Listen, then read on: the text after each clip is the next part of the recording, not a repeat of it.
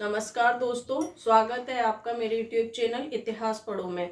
इतिहास पढ़ो के अंतर्गत हमने अपनी एक श्रृंखला स्टार्ट करी है जिसमें हम इतिहास के बारे में जान रहे हैं। उसी श्रृंखला को आगे बढ़ाते हुए कल हमने पढ़े थे प्राचीन इतिहास के स्रोत और उन स्रोतों में भी हमने अभिलेखों को पढ़ना स्टार्ट करा था। ये अभिलेख परीक्षा की दृष्टि से बहुत इंपॉर्टेंट है और किसी ना किसी परीक्षा में ये अवश्य पूछे गए हैं और आगे आने वाली किसी भी परीक्षा में पूछे जा सकते हैं। तो मैंने ये जो 8 अभिलेख लिखे हैं, इसके आगे भी मैं लिखूंगी। ये 8 अभिलेखों के बारे में अभी हम विस्तार से समझते हैं। सबसे पहले तो मैं आपको बता दूं कि अभिलेखों का जो अध्ययन होता है उसको एपिग्राफी बोला जाता है। ये भी परीक्षा में कई बार पूछा गया है कि अभिलेखों के अध्ययन को क्या कहा जाता है। तो अभिलेखों के अध्ययन को हम एपिग्राफी कहते हैं। और सबसे पहले स्टार्ट करते हैं बोगाच कोई अभिलेख से। ये अभिलेख के बारे में मैंने कल बताया था। ये भारत के बारे में जानकारी देने वाला प्राचीन अभिलेख है जो कि सेंट्रल एशिया में पाया गया अभिलेख था। भारत के बारे में ये जानकारी देता है। बोगाच कोई का अभिलेख भारत के बारे में जानकारी देने वाला अभिलेख है जो मध्य एशिया में पाया गया। उसके बाद में हम पढ़ेंगे रुमिनदेई अभिलेख। रुमिनदेई अभिलेख का भी बहुत बहुत इंपॉर्टेंट है। रुमिनदेई अभिलेख अशोक के द्वारा लिखाया गया बनवाया गया अभिलेख है, अशोक के द्वारा निर्मित। रुमिनदेई अभिलेख अशोक के द्वारा निर्मित है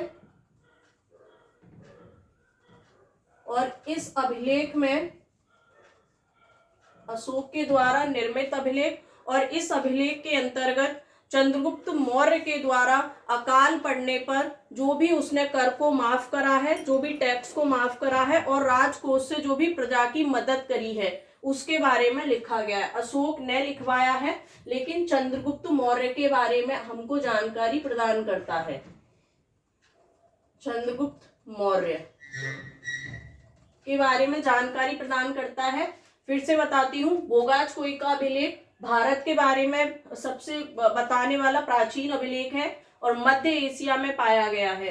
रुमिनदेई अभिलेख ये अशोक ने लिखवाया था।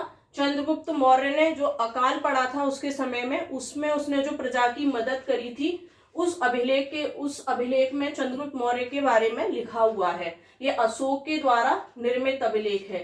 शाहगौरा का अभिलेख ये ताम्र अभिलेख है, तांबे पर लिखा गया अभिलेख, ताम्र अभिलेख।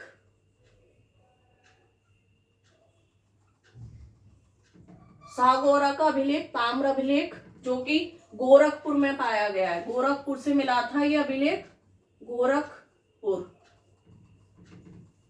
शाहगौरा अभिलेख ताम्र अभिलेख है, तांबे पर बना हुआ अभिलेख है और गोरखपुर में पाया गया है। भाब्रू शिलालेख ये भी अशोक के द्वारा निर्मित बहुत ही महत्वपूर्ण अभिलेखों में से एक अभिलेख है जिसे अशोक ने लिखवाया है और इसमें अशोक ने अपने आप को मगध राजे लिखवाया है और अपना एक नाम प्रियदर्शी यूज करा है। कई सारी उपाधियां रखते थे ना ये लोग, तो इसने अपने आप को प्रियदर्शी की उपाधि दी है भाब्रू शिलालेख में। ये बहुत महत्वपूर्ण है। नेक्स्ट अभिलेख है हाथी गुम्फा का अभिलेख। ये अभिलेख कलिंग खारबेल का है। वहां के जो नरेश थे, नरेश मतलब राजा बोलते हैं, तो वहां का जो कलिंग का राजा था खारबेल, उसकी उपलब्धियों का अभिलेख है। उसने क्या क्या उपलब्धियां करी और कितने उसने युद्धों को जीता है और अपनी जो भी विशेषताएं हैं उसने हाथी गुम्फा के अभिलेख में लिखवाई हैं। कलिंग खारबेल का है ये। एरण स्तंभ, ये स्तंभ गुप्त काल का है, गुप्त काल। और गुप्त काल में जो काफी आगे चलकर एक राजा हुए थे भानुगुप्त, जिनका नाम था भानुगुप्त, उनके द्वारा लिखवाया गया स्तंभ लेख था। एरण स्तंभ लेख गुप्त काल का है, भानुगुप्त ने लिखवाया है और इसके अंदर भारत में सबसे पहले यदि कोई सती हुआ है और सती होने की प्रथा शुरू हुई है तो जानकारी हमको एरण स्तंभ लेख में मिलती है सती होने की। तो ये सती प्रथा की जानकारी प्रदान करता है। सती प्रथा किसके द्वारा लिखवाया?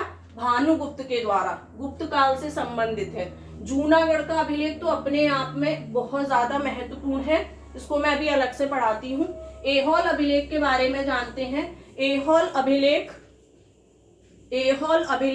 रवि कीर्ति के द्वारा लिखा हुआ है। रवि कीर्ति ने लिखा है। और ऐहोल अभिलेख के अंतर्गत जो हर्षवर्धन थे उनको हराया था पुलकेशन द्वितीय ने। हर्षवर्धन को हराया है। हर्षवर्धन, जिनका खूब नाम सुना है सभी ने, हर्षवर्धन को हराया और जीता कौन? पुलकेशन द्वितीय। पुलकेशन द्वितीय सेकंड।